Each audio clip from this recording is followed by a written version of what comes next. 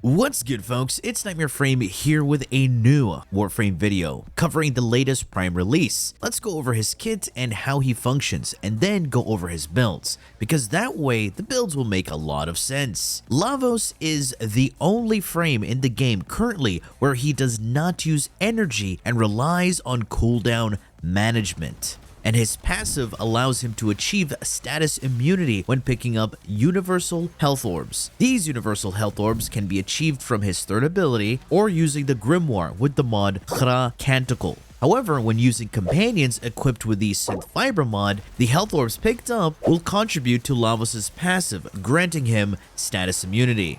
Another part of Lavos' passive kit is that his 4 abilities have base elements that you can imbue to your abilities for the next cast. First ability gives Toxin, second Cold, third Electric, and fourth is Heat. Holding down any of these abilities will imbue an element to your abilities, and you can make combined elements by holding down 2 abilities. And reminder, this imbuement is only for 1 ability cast. And the elemental imbuement is taken to the next level with his Augment Valence formation, one of the best elemental damage augments in the game, where it imbues your weapons with the corresponding elemental damage types. And you gain guaranteed elemental application alongside the elemental damage. These guaranteed procs enhance so many weapons, and he becomes almost as good as Saren as a weapon platform. He nukes with his abilities, but nukes faster with weapons thanks to this augment. Keep this in mind because it will be important, as this makes Lavos the only frame to perform certain setups. Another addition to his kit is how duration and efficiency affects his stats. Adding duration not only modifies his duration, but also increases status duration, which affects how long the status effects last when created by Lavos' abilities and weapons. And efficiency affects how much cooldown reduction you get from his third ability. That entire section was just his passives. Now let's take a look at his abilities. Ophidian Bite is a cone-angled attack that deals toxic damage and imbues toxin to your abilities. This ability heals Lavos when you hit enemies and opens them up to finishers. This also ties into a mandatory mod for any ability DPS Lavos. Swift Bite. This reduces cooldowns by 4 seconds when you hit at least 4 enemies. This mod also increases the range on his first ability. So without this mod, on any ability DPS Lavos will feel really bad. His second ability, Vial Rush, has Lavos dash forward and leave behind a projectile trail of ice that shatter and procs cold on enemies, slowing and potentially freezing them. At the end of his destination, he throws out a ring of ice vials that shatter. This ability also imbues cold to your abilities. You can prematurely cancel the dash by jumping, and this will still drop the AoE ring of ice vials.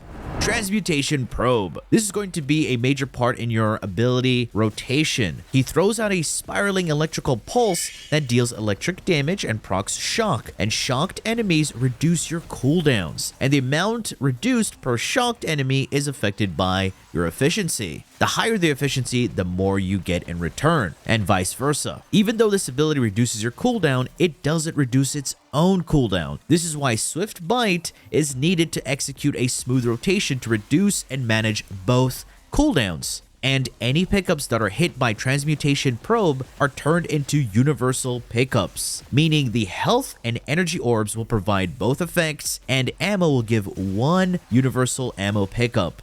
Finally, the NUKE ability, Catalyze. Lavos throws out a ring that floats up and expands, dealing heat damage. Its heat damage per tick is affected by its elemental imbuement as well. It doesn't double the damage, but applies 2 procs. It has 2 major scaling modifiers, strength for its overall base damage, and another 100% scaling for each unique status effect present on a target. So that's a 2 times damage multiplier with this ability on primed enemies. Of course, you can make it do funny elemental combinations using the imbuement mechanic, but I will show you a setup that will nuke an entire map.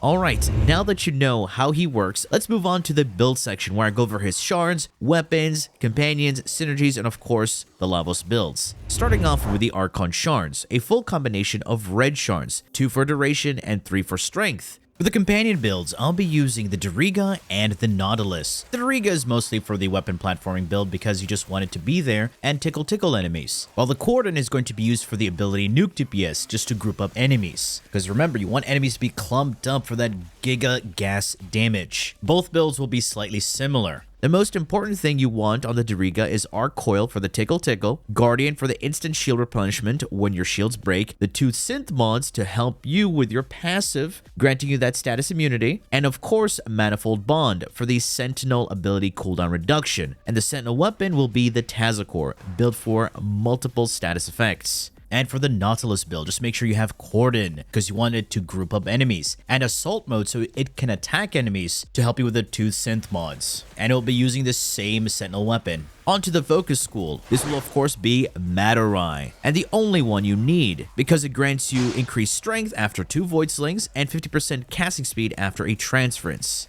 For the first build, it's a slam build using the Sampotes, a hammer designed specifically for slamming. Its unique mechanic summons erupting shockwaves upon slamming. These eruptions are based on the weapon's stats, so for them to trigger status effects reliably, the weapon needs to have high status chance. You can easily achieve these procs, but you would have to sacrifice a couple of mods. That's why frames that can increase status chance and force procs can do really funny things with this weapon, and this is where Lavos comes in with his Valence formation Augment. This Augment gives you guaranteed elemental procs, and by applying the electrical element with melee influence, turns this hammer into one of the fastest map clearing slam builds. The eruptions do have a weakness, and that's stairs, because the eruptions only appear in a linear path and ignore elevation. The guaranteed electrical procs and melee influence can help with hitting enemies above the stairs if you hit targets that are underneath it. As you can see, our helmet ability is Roar. So before we start the onslaught,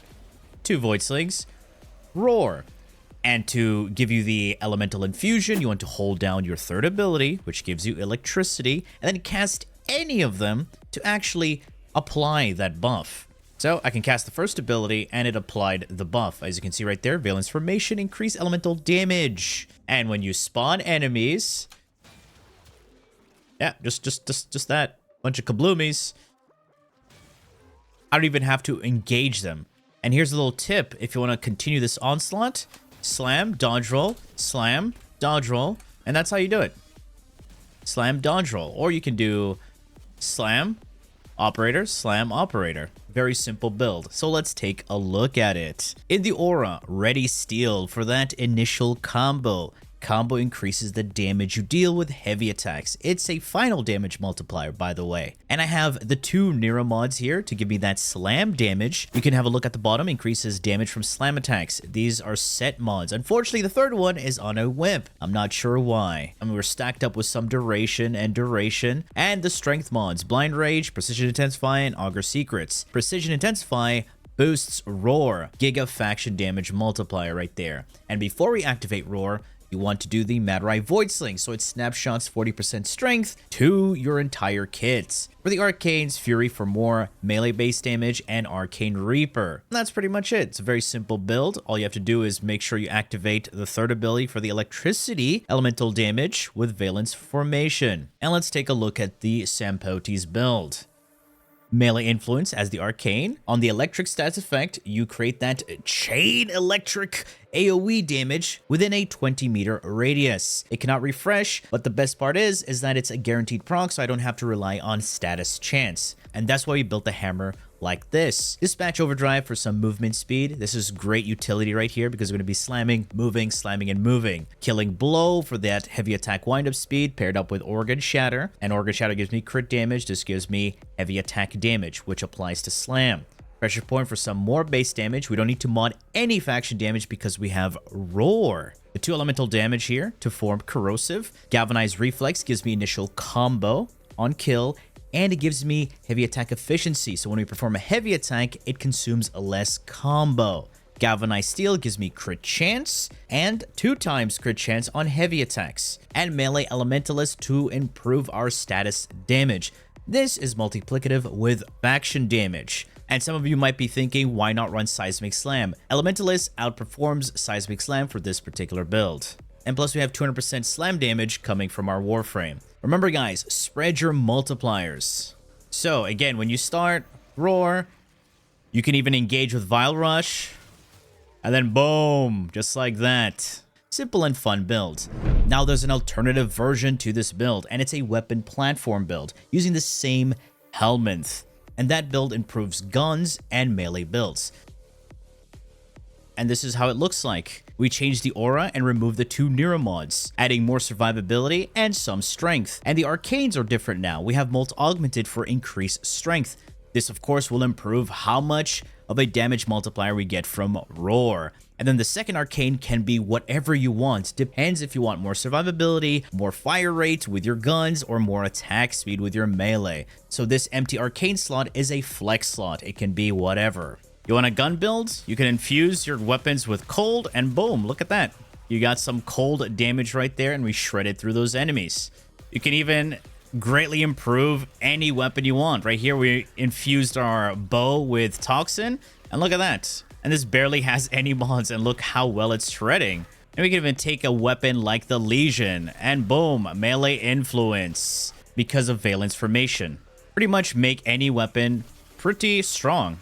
Look at that. Currently, as of recording, unfortunately, the elemental damage augments like Valence Formation, Shock Trooper, Fireball Frenzy are bugged, where applying additional elemental damage with these augments does not increase its damage over time. And this is a known issue and will be fixed. So whatever you're seeing now, if it looks impressive, it's going to be 10 times better when it's actually fixed. Just think about that. And the second build is an ability nuking DPS build, utilizing his 4th ability for the Giga Nukes, but pairing this up with the helmet ability Sickening Pulse. Activate to release a pulse that increases the current status effect stacks to stack up to 10 stacks. Unfortunately, not for heat, bleeds, or toxin, because those only get 1 additional stack. So before we cast the 4th ability, you want to make sure you imbue it with gas. That's by combining the 1st and 4th ability elements, and then casting your 4th. And as soon as you do that, activate Sickening Pulse to nuke everything in sight. The reason you use gas is because it goes up to 10 stacks and the damage gets multiplied. And gas itself is an AoE damage over time status effect with no delay with its proc activation, where each enemy will have their own gas clouds. And when they die, they also leave behind a gas cloud. So stacking gas clouds on a bunch of enemies will have quadratic damage scaling.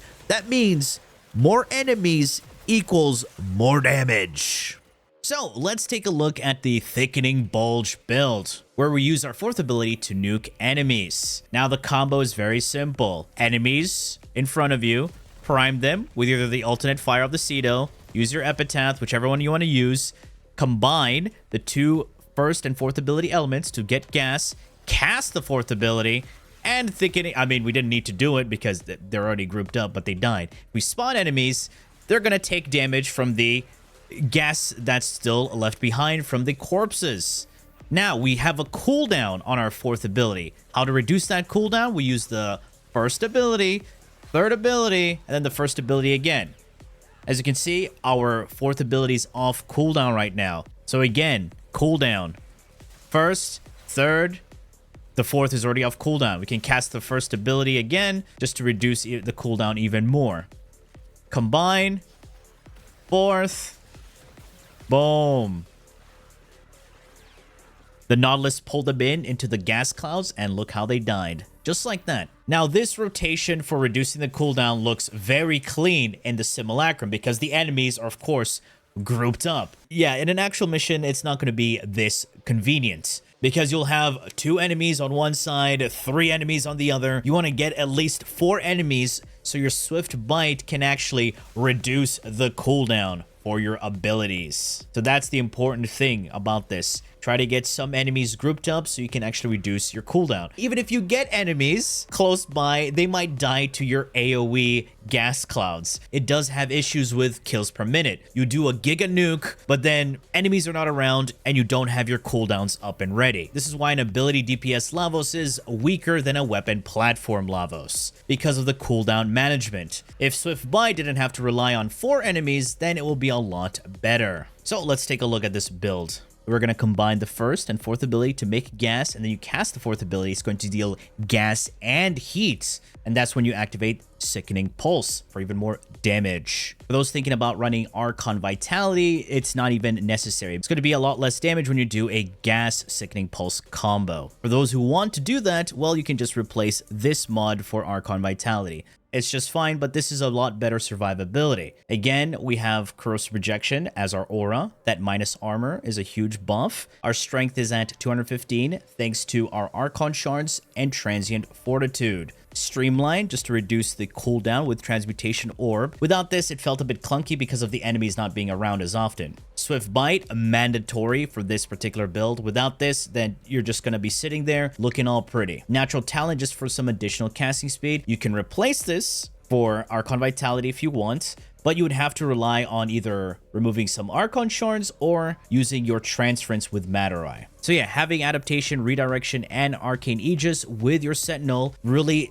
does help you with survivability when it comes to shield regeneration, because Lavos, so you cannot benefit from Brief Respite or even the Augur mod's set bonus. And for those confused about status immunity to adaptation, adaptation is not status immunity, it is damage resistance towards a damage type. Just read the mod. People still don't understand this. So that's the Lavos build. And for your primer, I do have the Cedo over here. It has Viral. Its alternate fire will do Blast and the singular elemental damage types. And you do get some IPS in there. And the other primer is the Epitaph. It's built for Viral, Heat, and it has secondary Cucumber. And of course, its Quickfire does apply Cold and Blasts. So you can actually freeze enemies with this weapon. Unfortunately, these guys are Xmas, so you only get 4 stacks of cold. But right there, you see our Sentinel is priming enemies with the Tazakor, and we also have the Epitaph. You can use the alternate fire of the Cedo, do the gas, and then boom. Everything dies. So yeah, folks, these are the Lavos builds. Hopefully you enjoy Lavos and nuke everything in sight.